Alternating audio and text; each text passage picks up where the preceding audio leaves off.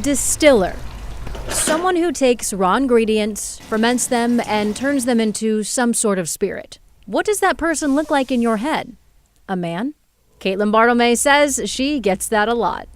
The reactions are pretty, they're all over the place. I have a weird job. But it's a job she was destined to do. I grew up a wheat rancher in Eastern Oregon, and starting at a very young age was working side by side with my dad. Her dad started a vineyard and winery when she was in middle school. She says she caught the fermentation bug, so she got a degree in fermentation and food and science. I was hired the day after my last term at Oregon State. She's been with Clear Creek Distillery ever since, now as the head distiller, distilling 30 different liquid items, fruit brandies, single malt, and vodka. Didn't think it was anything different to be working in a male-dominated field because I've been doing that my entire life. But Caitlin says luckily, the spirit toward women is changing.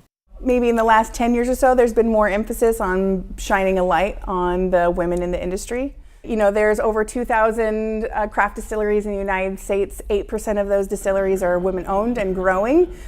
We have some 30-year-old French oak casks. Caitlin walked me through her day. There is really no such thing as a normal day. Working mostly by herself, she says there's certainly a physicality to do the job, but nothing a woman can't do in the modern world. I know I've heard some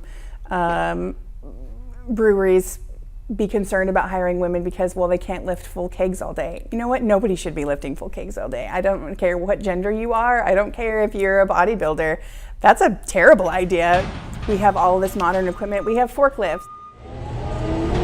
While the stigma towards women within the distilling industry is trickling out. I feel like sometimes I still need to prove that I know what I'm doing, prove my 13 years of experience. There's still misconception from those on the outside, lingering at the bottom of the barrel. I spend a lot of time quietly by myself at the end of tours, and then my male counterparts will be fielding a lot of questions. And that's a response that we get from tours regardless of the gender makeup of the tour. It's not a feeling she bottles up, but she hopes to educate the public so the future generation of women distillers don't think twice about pouring out their knowledge in a room full of people.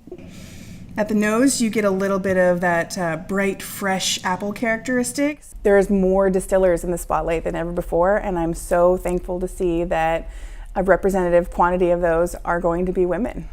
In Hood River, for KGW News, I'm China Green.